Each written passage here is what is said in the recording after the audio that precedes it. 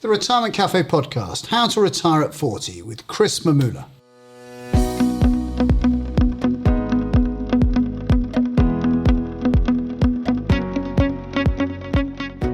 Hello and welcome to another episode of the Retirement Cafe podcast with me, your host, Justin King. If you're thinking about your retirement or already retired, you're in the right place. My aim is to help you plan for and live a successful and meaningful retirement. Retirement is far more than just a financial event. It's a significant life event, a major transition, which will bring with it new challenges and opportunities. So each episode contains tips, information, and inspiration to help you feel more informed and confident about your retirement. I hope you enjoy today's episode. Hello and welcome. Thank you for joining me for this week's episode. This week, I am excited to share with you a conversation with Chris Mamula. If you're quite some way away from retirement age, this episode is just for you. At just 41 years old, Chris retired from being a physiotherapist, but his story starts long before that. After Chris and his wife worked out a plan to wipe out their debts early and save for a future lifestyle that they wanted to live, inspired by his own journey to financial independence, Chris started writing a blog. Now he runs Can I Retire Yet? With Darrow Kirkpatrick, a blog that sets out to show others how they could also gain financial independence and retire early. He's also the co-author of a book, Choose FI, Your Blueprint to Financial Independence, which gives its readers a framework for achieving their own financial freedom. In our conversation, Chris and I discuss how they lived on one salary and invested the other, the inspiration behind his blog, Can I Retire Yet?, and the advice he shares with college students starting out in their careers. So without further ado, here's my conversation with Chris. So welcome to the Retirement Cafe podcast, Chris Mamula. Hi, Justin. It's great to be here. Yeah, good to you to get up early. Well, I know you're an early bird. You're calling in from Utah today. Utah in you tell me whereabouts you are. Give me a description for our listeners. Yeah, we are in the mountain west of the United States, and we are big skiers. So we kind of chose our location to be where we have access, and we can do this as much as possible. So that's where we are. Now, you see, it's all coming clear. Now, I know that you run a website called Can I Retire Yet? So, I mean, you're already giving it away. You're big skiers, you're a family man, and you've somehow at the early age of 42, 43 type of thing, you've already retired. Yeah, I was a physical therapist, and I left my career at 41. And I'm actually from the eastern part of the United States, and then we moved west to live in the mountains and just kind of pursue our more ideal lifestyle. So we have a young daughter, and we're kind of ski bums in the winter, and we get out and bike and hike and climb in the summer, and that's kind of what we always dreamed of doing. And so we kind of reverse engineered our life to make that happen. Wow. So was being a physiotherapist the only reason you did it so that you could retire from it? Or tell me about that. No, I mean, I actually go back now and I talk occasionally to physical therapists. I was actually scheduled to go back to Pittsburgh, Pennsylvania, where I went to school and talk to their PT class this year. And one of my messages is like, they shouldn't be looking to retire early if they're just getting out of school and already thinking about wanting to retire. That's kind of setting yourself up for disaster. And so, no, I got into it because I loved, I was always active in sports, and I love the human body, and I love helping people. And I thought this would be this ideal career for me. And it was for about a year. And then I realized this is not what I wanted to get into. And in the States, I mean, our medical system is just so much bureaucracy. And I mean, I burn out really quickly on it and realized I could not imagine doing this for 30 or 40 years. But I didn't think that, retirement, I mean, we never, as a physical therapist in the States, you don't make a 6-figure salary. So the idea of retiring at 40 was kind of absurd to me. And what we just did is, because my wife and I, we both grew up in relatively modest backgrounds. We just kind of were comfortable without having a lot. So she had a similar salary to mine. And so we lived off of hers and we banked mine forever.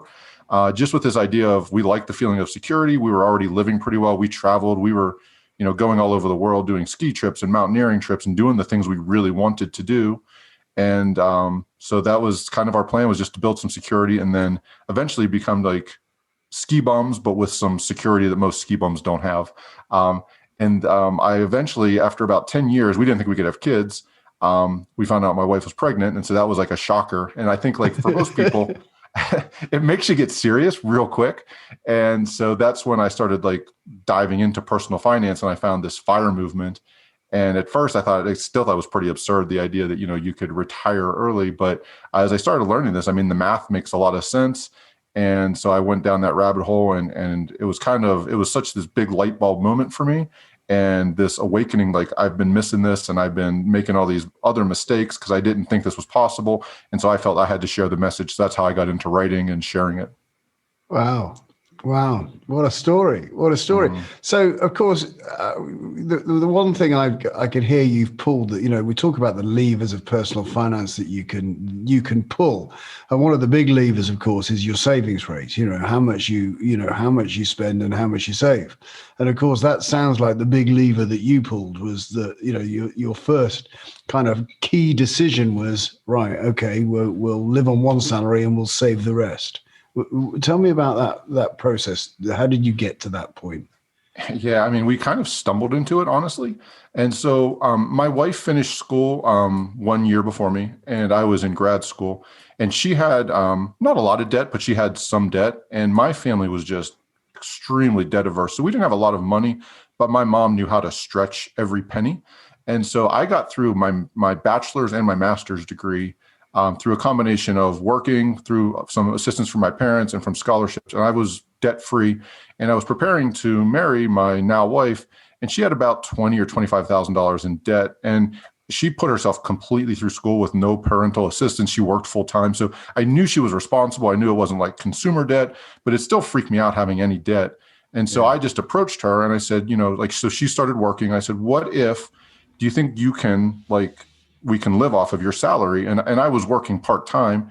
And I said, what if I put every penny to like getting us out of debt? And so we're out of debt before we get married. And so we did that. And, we were still living that college lifestyle. And we were pretty comfortable. And then, so I came on with a full-time physical therapy salary. And so now we really knew we didn't need that because we were already living off of her salary.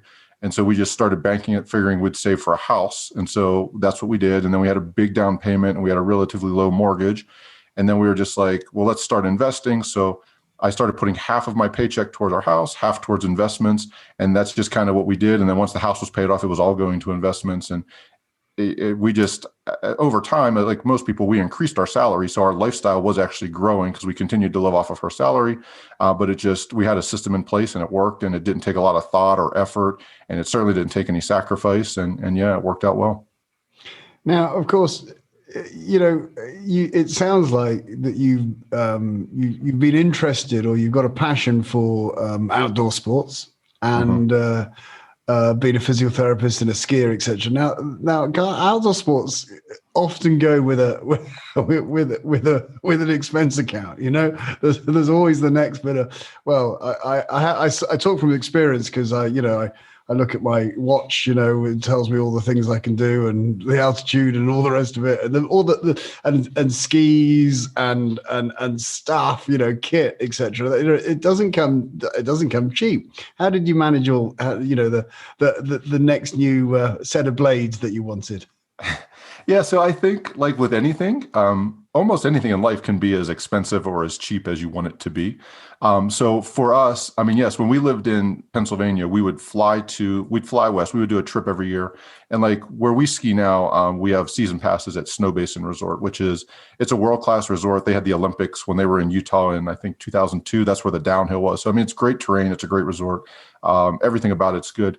It's like $160 a day for a lift ticket. But because we live here, I think it's $600 a year for our season pass. And I ski like 50, 60 days a year. So I'm skiing for about $8-10 a day. And, I'm doing it all the time. It's 20 minutes away. I'm not spending a lot of money traveling, staying in hotels, stuff like that.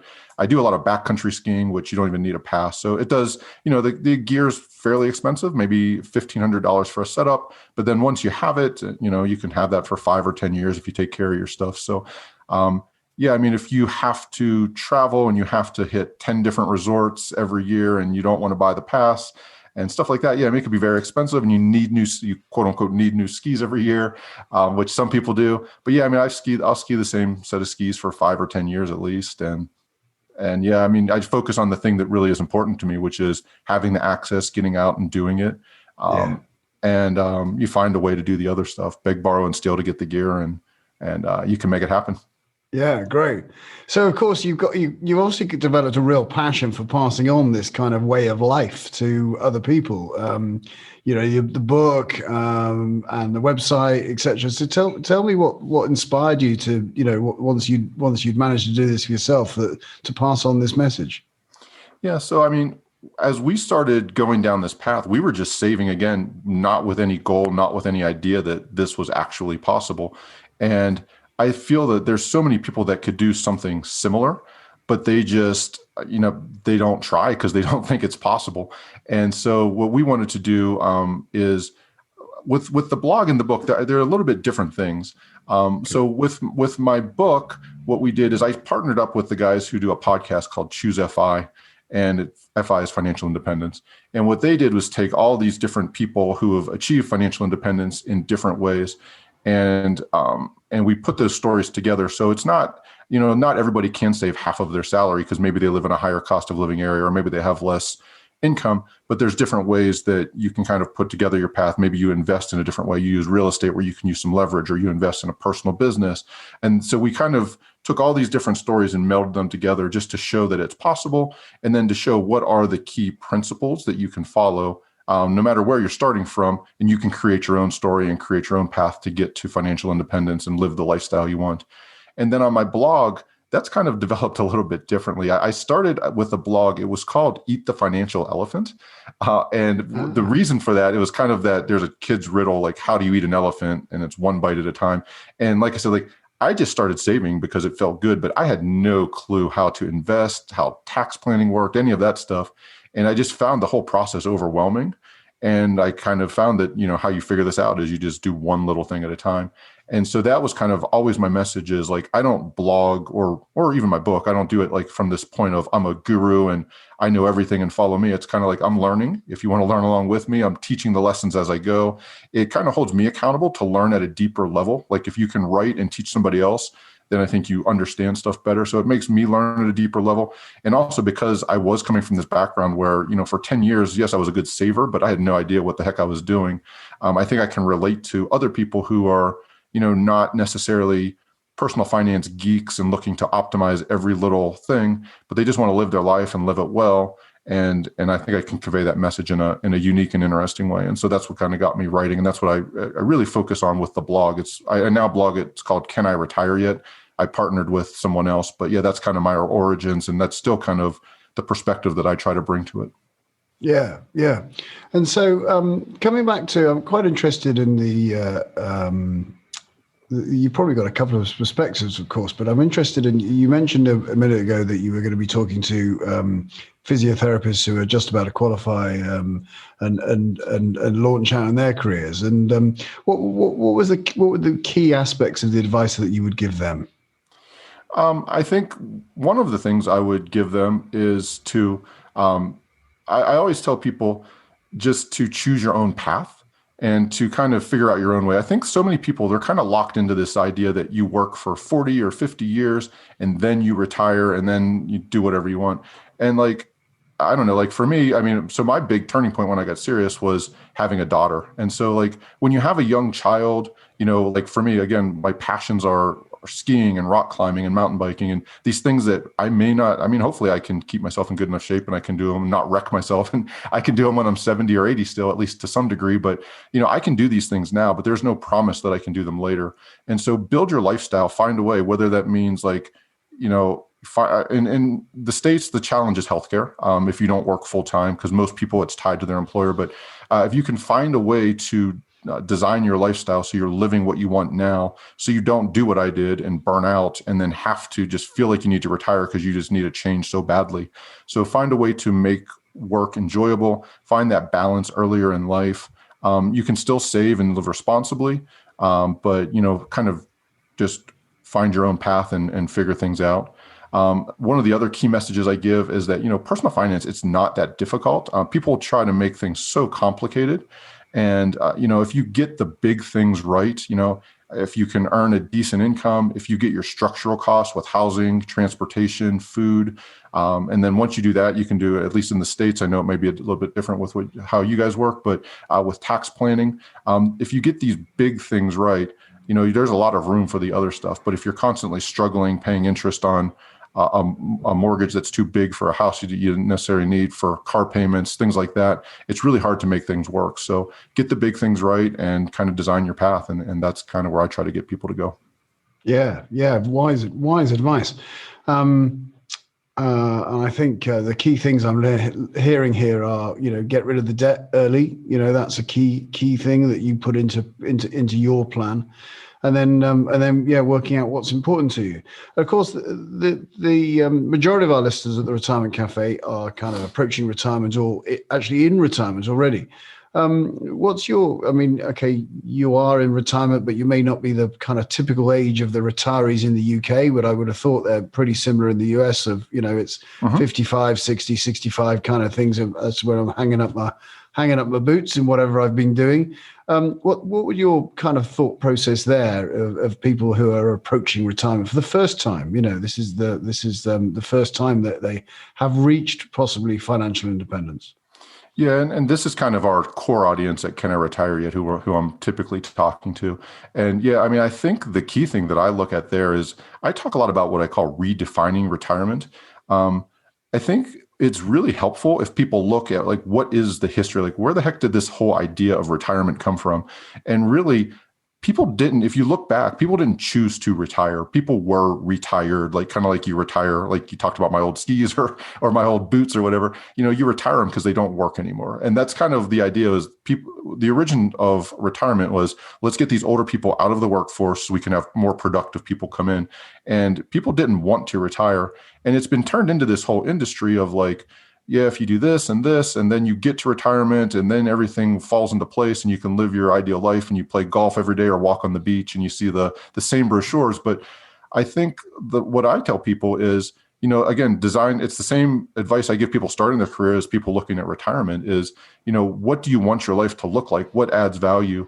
I recently read a book. I think it's called The Second Mountain. And it was really good. And it kind of talked about, I find when I try to read retirement books that talk about this, finding your purpose or your meaning, they're stuck in this paradigm of, you work to this point and then after retirement, you start living. And this idea was, I think for most people, you get to a point in life, a lot of times, maybe it's when you have kids, maybe you have your first health scare, something like that. And you realize there's more to life. And there's this whole idea of a second mountain. And I like that because it didn't really tie into the financial aspect, but no matter where you're at, I think those same things apply is figure out what matters to you. And then how do you build that life? And the whole idea that, you're going to be happy and everything's going to fall into place when you don't have to work. There's just a whole new set of stresses. Now you're worried, am I going to run out of money? As you're older and, is your health going to be there? All these new things. So I think the more that you can start living this lifestyle sooner, maybe work part-time, maybe find hobby jobs, find things that, first off, give you some passion and meaning in life. And then also they can take some of that stress off of a traditional retirement. So I think retirement is broken is, I guess, the very short answer after my long rambling. But that's kind of what I'm getting at is that, you don't have to retire at all. And I think the whole idea of retirement, I would question that. Yeah, absolutely true. And we, I talk about making sure that whatever ladder you're climbing at the moment, make sure it's up against the right wall. Because I think similar to the analogy in the second mountain is that you can reach that first one and then realize that it was the wrong mountain that you've been climbing all this time, and right. It's over there. I will just clarify. We do write a lot about the finances of a traditional retirement because it's important to understand. A lot of people don't choose to retire. Still, a lot of times, if you look at literature. A lot of people stop working because they can't work anymore because of their health, because they have to care for a spouse their health, because their industry changes and they got cut back. So it's good to have that position of financial independence where you don't have to rely on somebody else for a paycheck. So I think the financial independence part is extremely valuable, but the retire early part, Yeah, I mean, I think it's overrated, and I think people should really question that. Yeah, yeah. So, what's the future hold for you, Chris? I mean, obviously, you're already retired, but tell me what are your plans? Yeah, so that's a great question that I'm honestly trying to figure out. I think, like for everybody, 2020 has thrown a major monkey wrench into everything I thought I knew about the world. And yeah, so it's been a struggle for me this year, just being locked down, kind of losing access to friends and family. Like we kind of designed our lifestyle. So we have an Airbnb in our house. That we could use for rent when to come, but we mostly use for family to come visit. We usually have family here at least every other month. And we go back, like typically for Christmas, we go back to Pennsylvania. We can't do that this year. So this has kind of really rocked our world in that way. So hopefully we're going to get back to traveling and being able to have access to the people we love. And then this is kind of really just being isolated has really kind of made me realize that the things I like are connecting with people. On a volunteer basis, I started doing some volunteer work last year with adaptive ski program here. It kind of allows me to combine my passions for the outdoors and physical therapy. I'd like to get more into doing volunteer type work. But I also, as far as like my blog, I love writing and helping people in that way because you can reach a wide audience. But I really miss that one-on-one aspect of being a physical therapist and having that closed feedback loop and working with people closely. So I'm looking at ways to maybe do some financial coaching, or I'm actually kicking around getting a CFP and doing a little bit of work on the side, kind of help people in that way on the technical side of planning. So I'm all over the place and figuring things out. And as the world kind of settles, I'll get more clarity. But that's kind of where my general thoughts are and where I'm going with things. Great. No, it's and I presume it's always about creating the gap, isn't it? The gap between allowing us the space to make decisions. And I often find that anyone who is suddenly retired or gets retirement suddenly has that opportunity to go, okay, now what is important, and what would I like to do next, and to live and to have purposeful lives. I mean, that's so important for all of us, isn't it? It's you're absolutely right. There's connotations of this retirement that's with it's the old set of boots, whereas it doesn't need to be. It actually could be the new set of boots, and where they're going to take you. Yeah, and you hear a lot like there's advice to, don't retire from something, retire to something, which I generally think is pretty good. But I think I took that too far. So before I was done working, I had this new blog project lined up with Can I Retire Yet? And I had my book project lined up. And so for the first 2 years, I was just knee deep in that. And then we also moved across the country. And so, yeah, I'm kind of just at the point now where the book is out. It's been out for about a year. The blog, I'm kind of settled into a routine. We kind of were into a routine before the whole lockdowns and COVID and everything. So I'm just kind of trying to stop and take a deep breath and kind of figure out that what comes next, because you can definitely overdo that. Retiring to something. I think I retired to too many things. And so you kind of, in my mind, I think like when I was working a 40-hour week and commuting an hour a day, I was like, how am I going to fill my time? And it's almost kind of hard to conceptualize till you get to that point. And so I guess maybe some other good advice is just leave some space and have a little bit of grace for yourself. And you have to kind of figure some things out as you go. Yeah, fantastic. So, Chris, it's been fascinating chatting to you today. Where can people find more about you, your book, your website, and get in contact if needed? Yeah, so my blog is called Can I Retire Yet?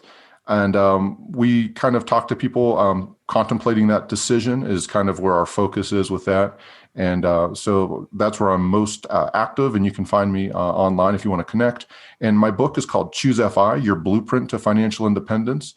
And we kind of wrote that for people earlier in the stage, ideally. But we found a lot of people who are kind of late savers who are maybe in their 40s or 50s and haven't saved yet. They can apply these FIRE, financial independence, retire early principles, and to kind of catch up. And so it's taken a new life with the older audience too. So people may get some value out of that. And I'd love if people would check out the book. Brilliant. Well, I think it's fantastic what you're doing. I really appreciate you getting up so early, and I wish you all the best with the ski season and coping with lockdown, and I hope we all come out the other side. And thanks for your wisdom. Likewise, and thanks for having me. It's always a pleasure. It's a pretty neat, even as bad as 2020 has been, it's a pretty neat world where, you're in Europe and I'm over here in the States, and we can, connect and do this for free and have interesting conversations. And it's a pretty amazing world if you step back and look at it that way. So it was a pleasure talking to you. Absolutely. Thanks very much, Chris. Thanks once again to Chris Mamula for sharing his story with us. To find out more about Chris and his company, Can I Retire Yet? Check out the show notes on our website at theretirementcafe.co.uk, where you'll find some useful links. I know that some of our listeners prefer to watch my conversations, so we upload a video version of every episode to my YouTube channel, Justin King. You'll find a link in the show notes on our website. When you watch on YouTube, make sure you subscribe and hit the bell symbol to receive notifications every time we upload a new video so that you never have to miss an episode. If you'd like to get in touch, you can find me on Twitter at JustinKingCFP or email me on hello@theretirementcafe.co.uk. So until next time, this is Justin King helping you feel more informed in your retirement.